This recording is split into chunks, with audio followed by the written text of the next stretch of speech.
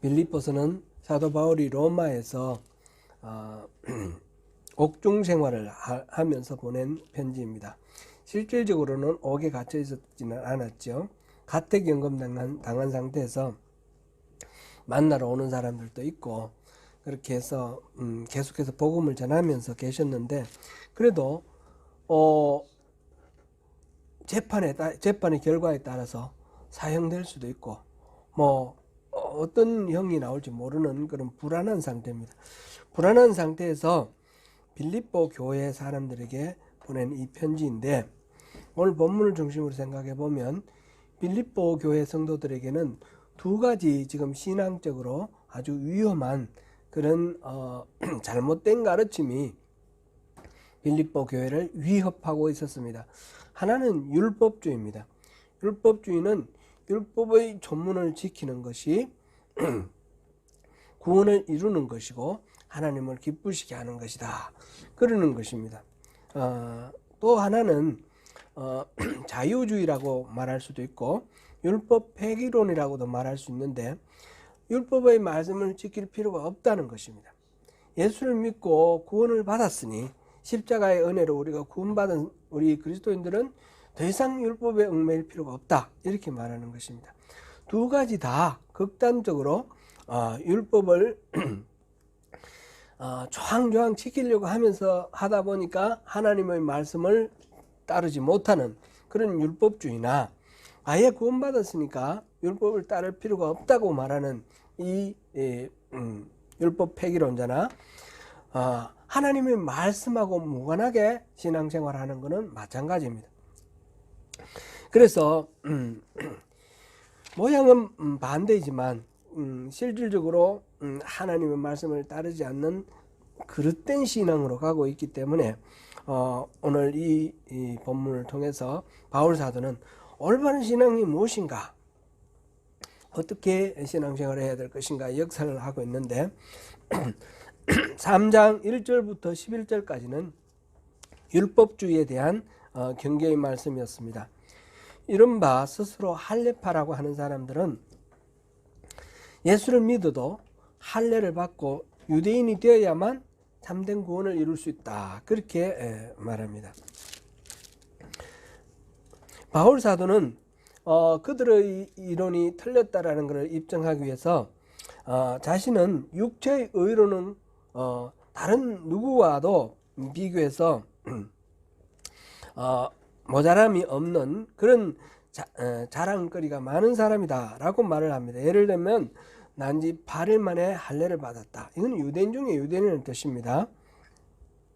그리고 이스라엘 베냐민 지파 최초의 왕 사울의 자손이니까 왕족이다, 그런 말입니다. 히브리인 중의 히브리인이며 율법으로는 바리새인이요 열심으로는 교회를 핍박할 정도다, 이렇게 말했습니다.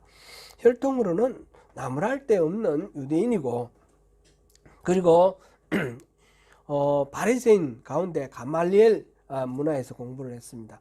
학벌로도 자랑할 만하고, 그리고 신앙 종교적인 열심으로 따졌어도 예수를 믿는 사람을 쫓아다니면서 핍박할 만큼 그렇게 열심히 많았다, 그런 자기 자신의 그 육체적인 그런 자랑거리를 이야기를 하면서, 그러나 이 모든 것들이 참으로 하나님의 뜻, 하나님이 우리를 구원해 주신 그리스도의 그 구원의 은혜와는 아무런 상관이 없고 오히려 방해물이 되었다라는 것입니다. 그래서 이 육체의 자랑은 해로 여길 뿐만 아니라 배설물로 여긴다, 이렇게 이야기를 했습니다. 왜냐하면 그것이 그리스도 예수를 아는 데 도움이 되지 않을 뿐만 아니라 그것 자체가 오히려 방해가 되었다. 자기를 잘난 척하고 겸손하게 하나님의 은혜를 구하고 그리스도의 그 십자가 은혜에 감사해야 되는데 그렇지 않고 자기를 자꾸 보기 때문에 그렇습니다. 그리고 오늘 본문 17절부터 21절은 자유주의자 또는 율법 폐기론자에 대한 경계의 말씀입니다. 여기서는 십자가의 원수라고 그렇게 표현을 했습니다. 이들은 그리스도만으로 충분히 의롭게 되었기 때문에 이제 더 이상 율법을 애써 지킬 필요가 없다. 이렇게 하다 보니까 실질적으로 내키는 대로 자기의 욕망을 따르는 그런 삶을 살게 됩니다. 믿음이라는 이름으로 그렇게 사는 사람이 되었습니다. 그 가운데 지금 12절부터 16절까지가 그리스도인으로 어떻게 살아야 하는지에 대한 바울 사도가 권면하는 그런 핵심 내용들이 들어 있습니다. 바울은 이 이야기에 들어가기 앞서 10절에서 11절에서 세 가지 알고 싶은 것이 있다라고 말을 했습니다. 하나는 그리스도, 하나는 그의 부활, 그리고 하나는 거기에 참여함. 그리스도를 알고 싶고 그리스도의 부활에 대해서 알고 싶고 그리스도의 부활에 참여하기 위해서는 어떻게 살아야 하는가, 그거를 알고 싶다는 것입니다. 바울은 이것 그리스도의 부활에 자기도 동참해서 그리스도의 부활하신과 함께 자기도 부활하기를 소망하는 것입니다. 간절한 마음으로 소망합니다. 그러면서 오늘 본문 12절 시작됩니다. 12절 우리 한번 읽어보겠습니다. 시작. 내가 이미 얻었다 함도 아니요 온전히 이뤘다 함도 아니라 오직 내가 그리스도 예수께 전함받은 잡힌 바 된 그것을 잡으려고 달려가노라. 제가 잘못 읽었습니다. 바울이 추구하는 바는 뭐라 했습니까? 그리스도 예수께 잡힌 바 된 것. 이렇게 한번 해보려고 그랬더니 너무 좀 잡힌 게 너무 구차한 것 같아. 그런 건 아니고 바울 사도가 지금 다메섹 사건을 염두에 두고 지금 이 이야기를 하는 것 같은데, 그리스도인으로서 바울은 자기가 그리스도인 되고 사도가 되고 이런 걸 얘기를 할 때 다메섹 가는 그 길에서 예수님에게 사로잡힌 바 된 그 사건 없었으면 자기는 그리스도인이 될 수도 없었고 사도도 될 수 없었다라는 것을 기회가 되는 대로 이야기를 하고 있습니다. 여기서도 그것을 전제로 해서 이야기를 합니다. 바울은 앞서도 말씀드렸듯이 태어날 때부터 아주 빼어난 가문 출신이고 또 배움도 아주 좋았습니다. 그래서 자랑할 만한 것들, 그런 것들은 다 나름대로 열심을 다해서 추구해 나갈 삶의 목표였던 것입니다. 이렇게 삶으로써 사람들로부터 존경받고 이렇게 삶으로부터 또 나름대로 뭔가 성취를 이루고 만족을 얻고자 하는 그런 삶을 살아왔는데, 그렇게 살다가 예수님을 만나게 되었습니다. 그래서 예수님께 잡혔습니다. 그 이전에는 끊임없이 무언가를 잡고자 본투하는 삶을 살았는데, 이제는 더 이상 잡고자 하는 그런 삶을 사는 것이 아니라 잡히고자 하는 삶을 산다라는 것입니다. 자기가 잡는다라는 말, 여기서 추구하는 말인데, 추구한다는 말인데, 자기가 이제 추구하는 것은 더 이상 잡기 위한 것을 추구하는 것이 아니라 잡히기 위한 것을 추구한다. 그래서 잡힌 바 된 그것을 잡으려고 달려간다, 이렇게 표현을 했습니다. 바울이 말하는 그리스도인의 삶은 바로 이렇게 능동태가 아니라 수동태라는 것입니다. 잡으려고 하는 것이 아니라 잡히려고 하는 것. 그렇다고 그냥 가만히 있으면 누가 와서 잡아줄 거니까 소극적으로 잡힌다, 이런 의미는 아닙니다. 이 잡히기 위해서 분투를 하는 겁니다. 달려가는 겁니다. 애쓰고 그 예수님께 잡힌 바 된 그것을 위해서 이때까지 아주 다메섹 사건 이후 지금 이 빌립보 이 편지를 쓰는 그 과정까지 줄기차게 열심으로 적극적으로 살아왔습니다. 거지에게 잡힌 아이는 어떻게 되겠습니까? 거지가 되겠죠. 그래서 뭐 이렇게 이 지하철에서 뭐 껌 팔고 이런 식으로 거지에게 잡힌 삶을 살겠죠. 침팬지에게 잡히면 타잔이 되나요? 훌륭한 선생님이나 또는 어떤 기술자에게 잡히면 그 선생님 문화에 훌륭한 제자가 되고 또는 도제가 되고 이렇게 될 텐데, 예수 그리스도께 잡힌 사람, 예수 그리스도께 잡히면 어떤 사람이 됩니까? 바로 주님의 사람, 하나님의 사람, 그리스도인이 되는 것입니다. 이 상황을 잘 보여주는 직접적인 표현이 있는데, 이사야서 41장 10절을 우리 한번 보시겠습니다. 같이 읽습니다. 시작. 두려워하지 말라. 내가 너와 함께함이라. 놀라지 말라. 나는 내 하나님이 됨이라. 내가 너를 굳세게 하리라. 참으로 너를 도와주리라. 참으로 나의 의로운 오른손으로 너를 붙들리라. 지금 의로운 오른손으로 너를 붙들리라, 이 말씀은 무슨 말씀인가요? 너 이제 꼼짝 마, 이제 너는 나의 노예야, 이 말씀이라기보다 내가 너를 확실하게 붙들어 주겠다. 너는 내 사람이야. 내가 너를 신임하고 너에게 내 사람으로서 모든 것들을 할 수 있도록 내가 뒷받침해 주겠다. 그런 의미가 되는 거죠.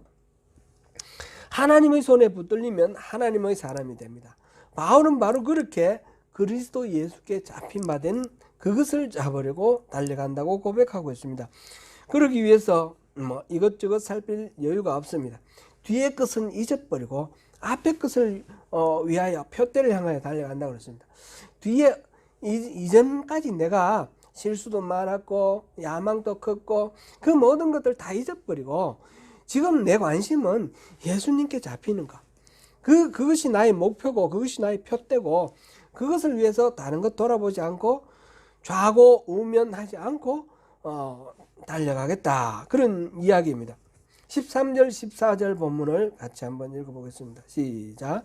형제들아, 나는 아직 내가 잡은 줄로 여기지 아니하고 오직 한 일, 즉 뒤에 있는 것은 잊어버리고 앞에 있는 것을 잡으려고 표대를 향하여 그리스도 예수 안에서 하나님이 위에서 부르신 부름의 상을 위하여 달려가노라. 아멘. 이렇게 앞을 향하여 표대를 향하여 달려간다 그랬습니다. 이 바울이 생각했던 그 목표 가운데, 표대 가운데 보니까 위에서 부르신 부름의 상을 받는 것, 그것이 있습니다. 위에서 부르신 부름의 상은 1차적으로는 바울 사도가 지금 다메섹에서 예수님을 만나서 예수님에게 잡힌 바 됨으로써 그리스도인이 되었습니다.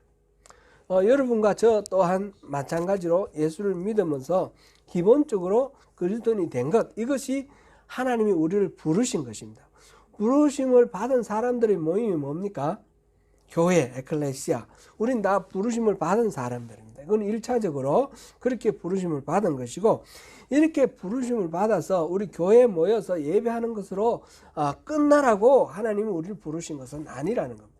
2차적인 또 부르심의 하나님께서 부르신 이 부름의 상이 있다는 겁니다. 그 상은 우리가 이제 신앙생활하고 사역을 하면서 결과적으로 하나님께서 우리에게 베풀어 주실 은혜인 것입니다.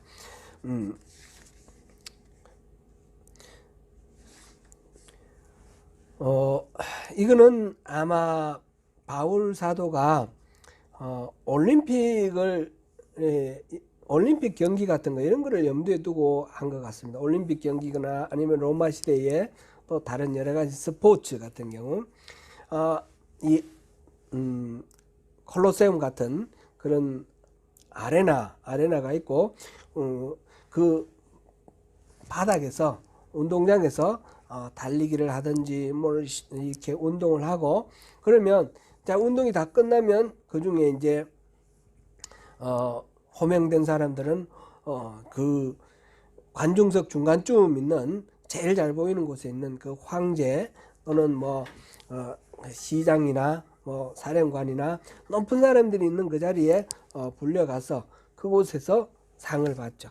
마라톤 같은 경우는 주로 이제 월계관을 받았고 또 다른 뭐 종목들은 또 다른 관을 받았다고 합니다. 어쨌든 간에 그런 식으로 상을 받는 것, 이것을 위해서 부르심을 받는 것, 호명을 받는 것, 그런 것을 염두에 두고 지금 이 장면을 서술을 하고 있는 것으로 보입니다.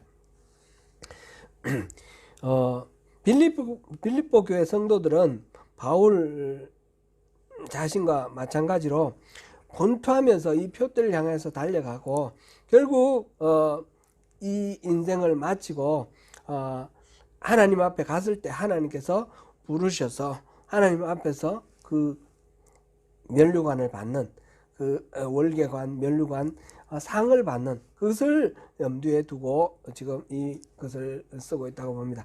우선 부름받아서 그리스도인이 되는 것, 그 다음에 그리스도인으로서 하나님께서 기뻐하실 만한 삶을 사는 것, 이 두 가지가 부름의 상이 된다라는 것입니다. 그와 동시에 빌립보 교회 성도들은 바울 자신과 동일하게 생각하고 살아가기를 촉구합니다. 본문 15절 16절 읽어보겠습니다. 시작. 그러므로 누구든지 우리 온전히 이룬 자들은 이렇게 생각할지니 만일 어떤 일에 너희가 달리 생각하면 하나님이 이것도 너희에게 나타내시리라. 오직 우리가 어디까지 이르렀던지 그대로 행할 것이라. 여기서 15절에 우리 온전히 이룬 자들이라는 이 표현은 일단 이 온전히 이루었다, 완벽하다, 퍼펙트하다, 흠이 없다, 그런 것으로 이해하기는 좀 어렵습니다. 그래서 두 가지로 이제 이렇게 이해를 합니다. 온전히 이루었다고 착각하는 자들아, 이렇게 해석할 수도 있고요.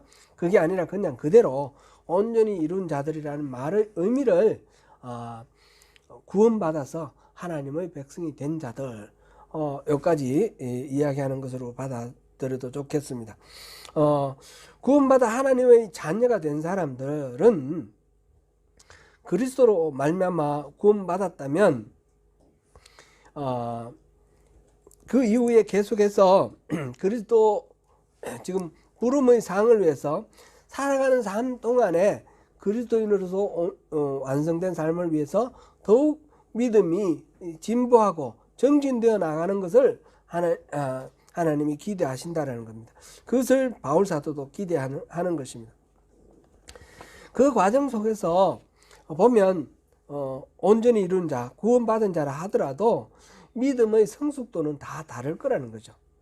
어떤 사람은 좀 더 앞서 나가 있고 어떤 사람은 좀 더 좀 뒤쳐져 있고, 여기서 오직 우리가 어디까지 이르렀든지 그대로 행할 것이라 이랬는데, 행할 것이라 라는 말은 줄을 서서 간다라는 그런 의미입니다.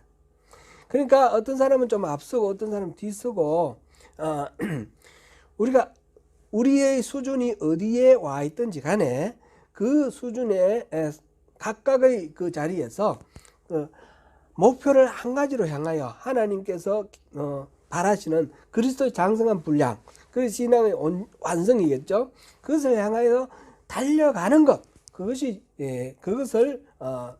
지금 바울 사도가 요청하는 것입니다. 앞선 사람도 있고 뒤진 사람도 있는데 중요한 것은 그 줄에서 벗어나지 않는 것입니다. 끝까지 달려가면 하나님께서는 마지막에 가서 부름의 상을 주시는 겁니다. 마라톤 같은 거 하다 보면 마라톤 1등, 2등, 3등 금메달부터 동메달까지만 중요한 것이 아니라 몇 시간에 몇 시간 몇 분 몇 초 안에 이게 주파를 했다라는 걸 이게 증명서를 써주지 않습니까? 그것이 중요하지 않습니까? 그러다 보면 42.19km 풀 코스를 몇 번 달렸다, 이런 것 가지고 스스로 자랑을 하기도 하고 그러는데, 이제 마지막 결승선에서 그걸 적어주는 그거는 끝까지 이르는 사람에게만 주는 상이죠. 우리에게 요청하시는 부름의 상도 그런 거라는 겁니다. 끝까지 믿음으로 살아가는 사람에게 주는 그 부름의 상이 있다는 것입니다. 처음 출발하는 것 자체가 부름의 상이고, 마지막까지 도달하는 것이 또한 그게 하나님의 부르심의 상이 있습니다.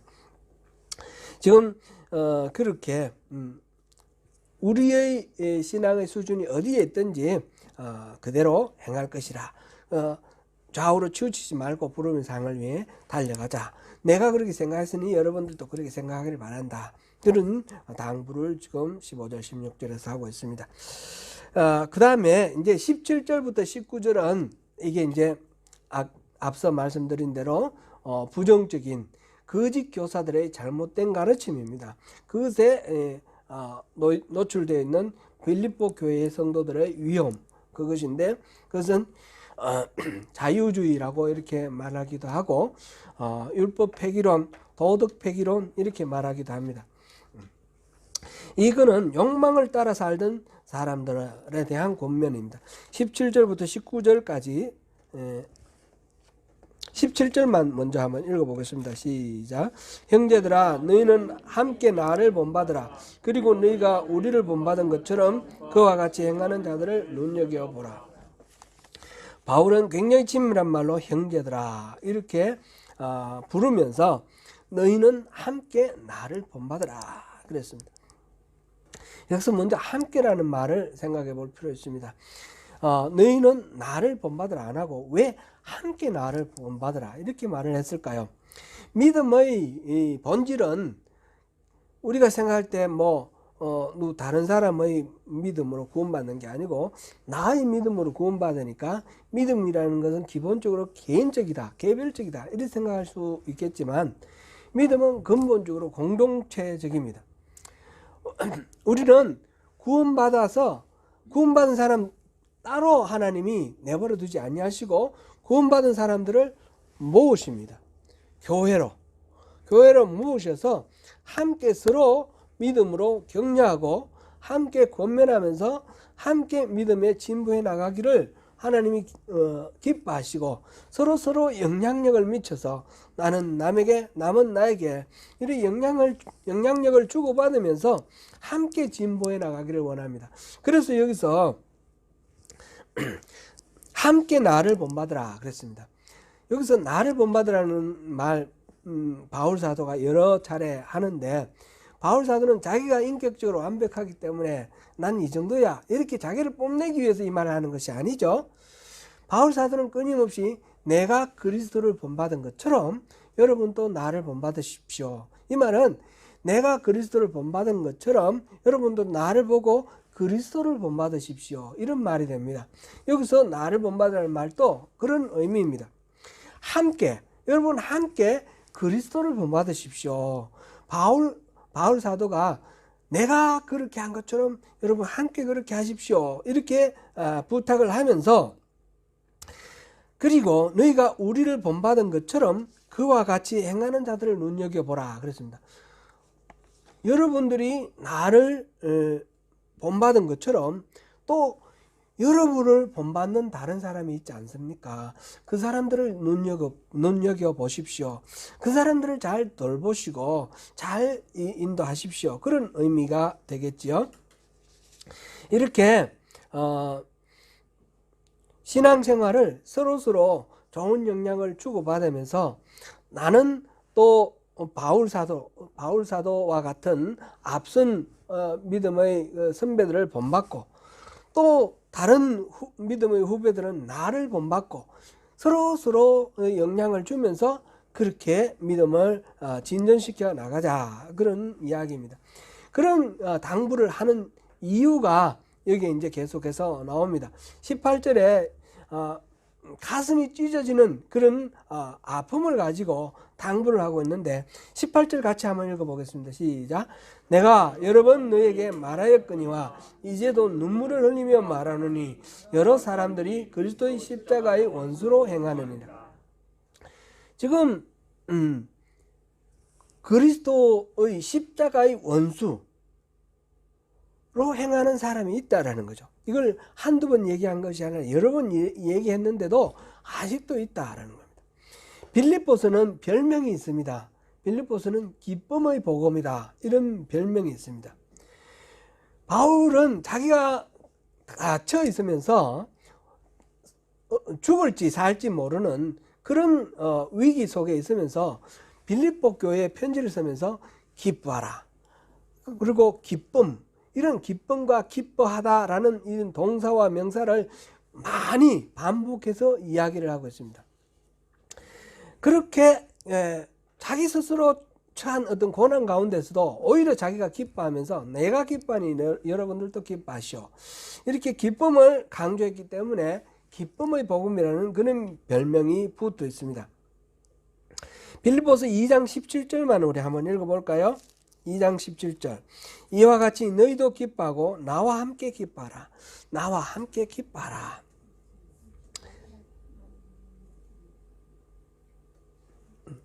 예. 빌립보서 2장 17절 시작. 만일 너희 믿음의 제물과 섬김 위에 내가 나를 전제로 드릴지라도 나는 기뻐하고 너희 무리와 함께 기뻐하니. 자기 자신을 전제로 드릴지라도, 전제로 드린다라는 것은 이 민수기 15장 1절부터 10절 사이에 나오는 구약의 제사법 가운데 제물 위에 포도주나 감람류를 붓는 것을 전제라고 그럽니다. 전이라는 것은 술잔 이런 걸 전인데 이렇게 액체를 제물 위에 붓는 겁니다. 포도주나 감람류를 부으면 이 제물이 탈 때 어떤 효과가 있을까요? 잘 안 탈 때 이걸 부으면 타는 효과가 있습니다. 여러분 휘발유를 붓는 거나 마찬가지예요. 전제는 자기의 기름을 짜가지고 이 다른 사람들의 섬김과 믿음 위에 자기를 그냥 부어가지고 이 제물이 하나님 앞에 기쁘게 잘 타서 잘 드려질 수 있도록 자기를 매개로 드리는 겁니다. 그래서 발화제로 드려서 이 제물이 잘 바쳐지도록 하는 그런 거. 자기는 의미가 없는 겁니다. 돕는 역할인 거죠. 바울 사도는 내가 차라리 전제로 바쳐질지라도 여러분들의 그 믿음과 섬김 이것을 위해서 내가 전제로 바쳐질지라도 나는 기쁘다. 그러니까 여러분들도 기뻐하십시오. 지금 이 이야기를 하고 있습니다. 그만큼 빌립보서 전체를 통해서 바울 사도는 기쁨을 강조하고 있습니다. 이렇게 기뻐하라, 기쁨 얘기하는 이 바울 사도가 지금 눈물을 흘리고 있습니다. 왜 그렇습니까? 너무너무 마음 아프기 때문입니다. 백성들이, 빌립보 교회 성도들이 신앙생활 잘 하다가, 이거는 믿지 않는 사람들 얘기가 아닙니다. 믿는 사람들 중에 율법주의자가 있는 것이고, 믿는 사람들 중에 지금 율법 폐기론자가 있는 겁니다. 믿는 사람 중에 이 멸망의 길로 달려가는 사람이 있다는 겁니다. 19절을 읽어보고 계속하겠습니다. 19절 시작. 그들의 마침은 멸망이요 그들의 신은 배요 그 영광은 그들의 부끄러움에 있고 땅의 일을 생각하는 자라. 그들의 마침, 영어로는 destiny라고 그랬습니다. 그들은 운명이 멸망으로 갈 운명입니다. 뭐 따져볼 건 없습니다. 저들의 장래는 필연코 멸망으로 달려가는 것입니다. 왜 그렇습니까? 그들의 신은 배입니다.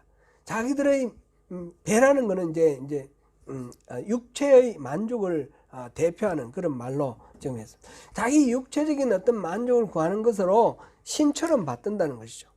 그래서 그 영광은 그들의 부끄러움에 있다. 차라리 부끄러워해야 될 그런 수치스러운 그런 아주 안 좋은 그런 이야기들을 자기들은 영광으로 생각하고 있습니다.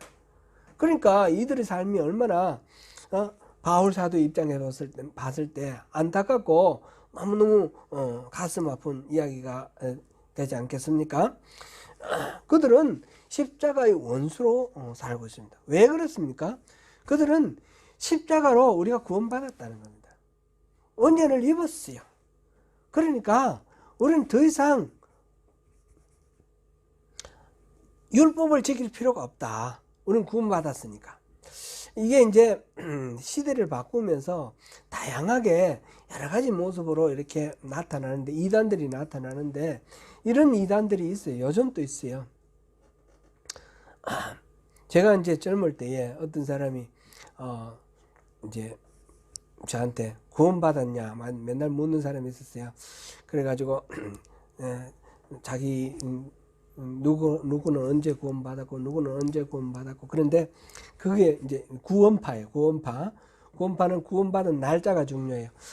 육신이 태어난 날짜가 중요하듯이 구원받은 날짜가 중요하다 그러고, 구원받았으니까 구원받았으면 그 구원은 영원한 것입니다. 더 이상 노타치입니다. 물론 여러 가지 세부적으로 들어가서는 다양한 것들이 있기는 있는데, 그 구원파 사람들 굉장히 이단들이 사회봉사 열심히 하고 되게 헌신적이죠. 구원파도 그런 측면이 있어요. 그러나 그것이 근본적으로 그 교리상으로 한번 구원받았으면 끝이다, 그런 교리가 있습니다. 그것이 생각납니다. 바로 이들이 지금 율법 폐기론자, 그 다음에 자유주의자, 이들이 그런 생각을 하고 있는 사람입니다. 십자가의 원수 이렇게 표현됐는데, 십자가의 은혜로 구속을 받은 그리스도인의 자유를 왜곡해서 율법의 모든 금지사항을 부정하는 자들입니다. 그들은 필연적으로 멸망할 것입니다. 왜냐하면 자기들의 육체적 만족을 신처럼 떠받드는 절대화하는 그런 사람들입니다. 십자가의 원수로 살아가는 사람들을 지적하면서 바울 사도가 일깨워 주는 것은 여러분들 그 십자가의 원수, 그런 사람들을 생각하면서 막 마음 아파하면서 여러분들 잊지 마십시오, 이렇게 부탁하는 것이 우리의 시민권은 하늘에 있다라는 것입니다. 20절 21절 우리 같이 한번 읽어보겠습니다. 시작. 그러나 우리의 시민권은 하늘에 있는지라 거기로부터 구원하는 자 곧 주 예수 그리스도를 기다리노니 그는 만물이 자기에게 복종하게 하실 수 있는 자의 역사로 우리의 낮은 몸을 자기 영광의 몸의 형체와 같이 변하게 하시리라. 아멘. 여기서 우리는 시민권이 하늘에 있기 때문에 하늘로부터 우리를 구원하는 자 그리스도를 기다리고 있다. 그 그리스도가 하늘로부터 우리에게 임하면 그는 만물을 자기에게 복종하게 하실 수 있는 자, 만물을 자기에게 복종하게 하실 수 있는 자는 누구일까요? 하나님이죠. 하나님, 여호와 하나님. 그리스도는 하나님의 역사, 하나님의 일하심으로 말미암아서 우리의 낮은 몸을 자기의 그 영광의 몸의 형체와 같이 우리의 이 육체의 이 한계에 있는 이 몸을 부활하신 그리스도의 몸과 같이 영광의 몸으로 이렇게 변하게 하신다. 그 이야기를 지금 20절 21절에 합니다. 이런 소망은 근본적으로 우리가 하늘의 시민권이 있기 때문에 가능한 이야기입니다. 하늘의 시민권. 빌립보는 마케도니아에 있는 도시죠. 바울 사도가 이 터키 지역, 이 아시아 지역에서 유럽 지역, 그리스 쪽으로 이렇게 넘어가는 곳에서 첫 번째 교회를 세운 데가 빌립보 아닙니까? 이 빌립보는 원래 이 마케도니아 지방, 이 헬라 지방, 이 로마가 정복한 땅이죠. 이스라엘 땅도 로마가 정복한 땅. 로마는 원래 이탈리아 그 반도에 있는 나라인데 정복을 해서 정복한 땅은 다 식민지로 다스리는데 빌립보는 말씀은 신도시로 특별도시로 개발한 도시입니다. 그곳에 그 로마 군인으로 이제 봉사하다가 늙은 사람들, 퇴역한 군인들을 그곳에 살게 하면서 그 빌립보 시민들에게 로마의 시민권을 줬습니다. 로마의 시민권은 보통이 아닙니다. 이 로마의 시민권을 가지고 있으면 현행범이 아니면 체포도 못하고요. 뭔가 억울하면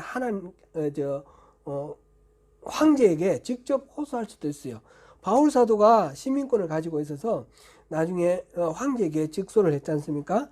그래서 로마에 가서 재판을 받는데 그런 특권이 있습니다. 그래서 바울 사도도 로마 시민권이 있다 그러니까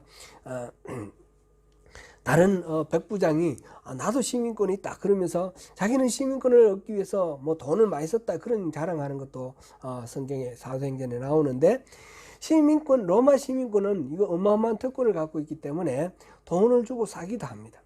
그럼 빌립보 시민들에게는 그 로마 시민권을 부여했기 때문에 빌립보 시민들은 자신들은 굉장히 프라이드를 갖고 있습니다. 우리는 로마 시민이야. 식민지의 한 조그만 도시의 시민이 아니라 로마 시민이야. 로마라는 제국의 그 시티즌십을 가지고 있는 그런 것이야. 제가 이제 크라이처치 있을 때 어떤 분을 보니까 이 시민권과 영주권 보면 다 똑같아요. 그죠? 대부분 혜택 받는 건 똑같지 않습니까? 근데 이분이 어느 날 술을 먹고 뭐 이렇게 해서 잘못해서 걸렸는데 영주권자였는데요. 추방이 되더라고요. 시민권자는 추방이 안 됩니다. 시민권자는 이 나라가 책임집니다. 그런데 영주권자는 추방이 됩니다. 이 시민권이라는 것은 그런 거죠. 빌립보 성도들은 대부분이 그 중에는 시민권자도 있고 노예도 있고 막 그렇지만 기본적으로 로마의 시민권이라는 프라이드가 있기 때문에 바울 사도는 그거를 잘 이해할 수 있으니까 여러분들의 시민권은 하늘에 있습니다. 이렇게 얘기를 하는 거죠. 여러분들의 시민권은 로마에 있어서 참 여러분들 프라이드가 있지 않습니까? 근데 이 땅에 로마에 있는 것 이상으로 하늘에 있습니다. 여러분은 하늘의 시민권이기 때문에 우리 몸이 지금 이 땅에 있다고 해서 이 땅의 모든 것들을 지배받는 것이 아니라 하늘나라의 권리를 누리고 있습니다. 지금 그 이야기를 하고 있습니다. 그래서 하늘에서 그리스도가 오셔서 우리를 부활하셔서 영광의 부활체로 그 신령한 몸으로 우리를 변화시킬 것입니다.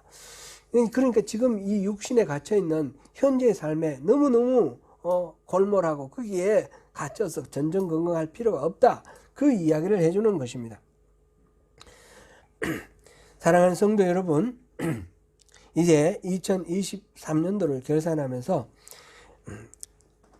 이제껏 분투하면서 살아오신 믿음의 삶을 돌아보시며 또 점검하시면서 2024년은 어떻게 맞을까 잘 결단하시기 바랍니다.